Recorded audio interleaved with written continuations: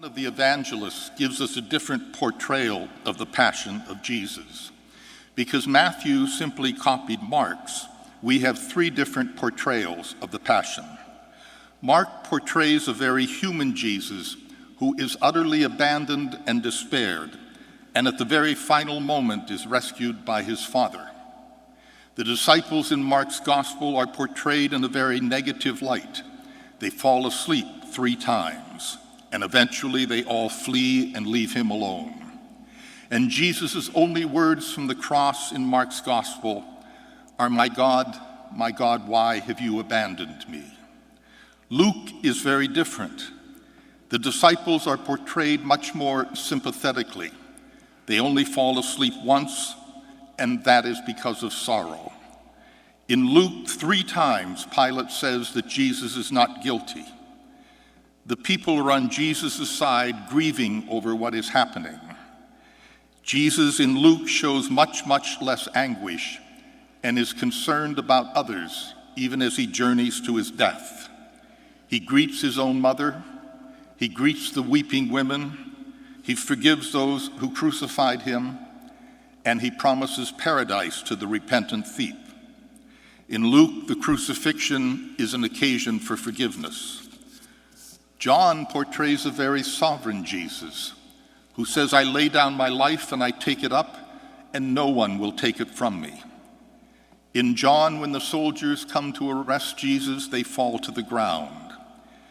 In the garden, he prays with great ease, for this is the hour for which he has been existed.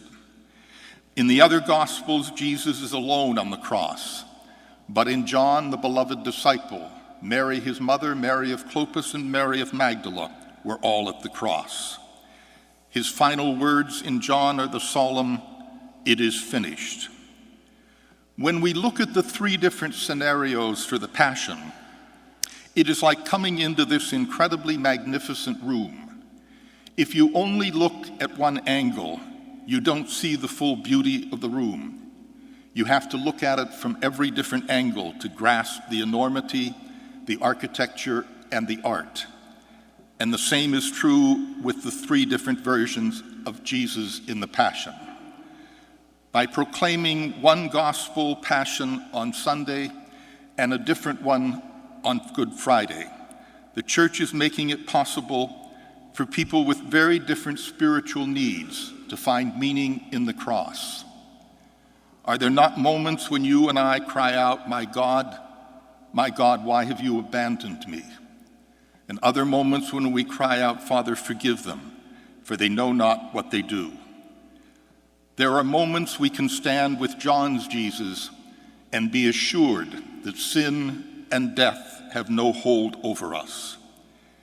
And so in the final analysis, we see a head in dejection, arms stretched out in forgiveness, an inscription that proclaims to the world that Jesus Christ is King. Amen.